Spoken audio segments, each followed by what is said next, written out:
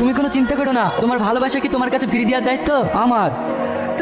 একটু আস্তে কসলা লাগছে না, আস্তে কসলে হবে, ভরসা করতে হবে না। ভাই যেন তোর দিকে তাকিয়ে আর চোখ না ফেরাতে পারে। এই তুই না আর গা ধুতে হবে না, তাড়াতাড়ি বসে আয়। জানি কি হয়েছে মা? জমিতে বাড়ি থেকে ফোন করে দিল, জমিক নাকি হসপিটালে ভর্তি আছে। আজ হঠাৎ করে কি হলো কি জানি, পেটের যন্ত্রণায় চালে ছটফট ছটফট করছিল। আমি ওর কথা সহ্য করতে না পেরে আগে ব্যাক করে হসপিটালে নিয়ে আসলাম। ডাক্তারে কি বলেছে এখনো কিছু বলেনি। বলছে এখানে পেশেন্টের গার্জিয়ান কে আছে? আমি ডাক্তার বাবু, আমি তোমার ভাই কেমন আছে? আপনার ভাইয়ের কন্ডিশন খুবই খারাপ, ওর দুটো কিডনি ড্যামেজ হয়ে গেছে। এই মুহূর্তে কেউ যদি কিডনি ডোনেট করে তাহলে আপনার ভাইকে বাঁচানো সম্ভব। আপনাদের মধ্যে এমন কেউ কি আছে?